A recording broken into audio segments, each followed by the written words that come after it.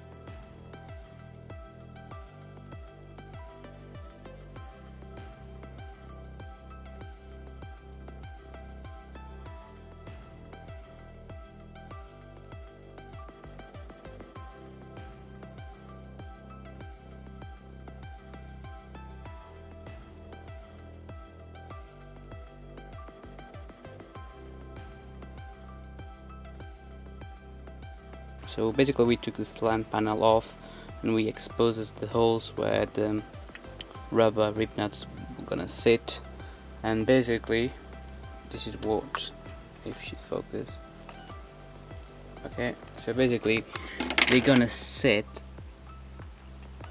in this groove here, and what you should be checking is if it's a really nice fit or not when you screw in.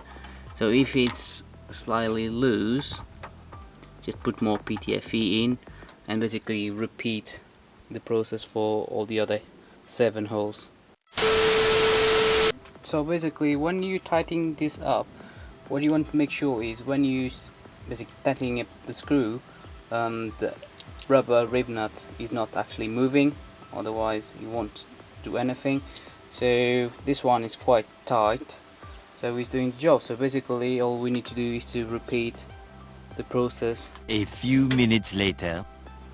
Right guys, so this is pretty much the video done. As you can see, they all sit nice, so they are not wobbling around or anything, because you don't want that, because obviously there's going to be some vibration from the car, and the last thing you want is these things to go inside of your engine bay. So make sure they are tight. So that's it for it.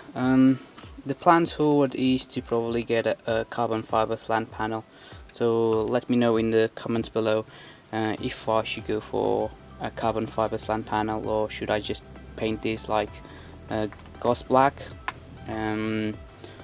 So I still don't know what to do. I don't want to go mad with carbon fiber because I want to keep the kind of OEM look. Some of you might notice that this is actually a FD2 cover, because I'm running the FD2 manifold, which is the RRC, and my hybrid racing induction kit. So shout out to Dyno Days. So if you want to get one hybrid racing induction kit like mine, just reach Dan and he will sort you out with some nice prices.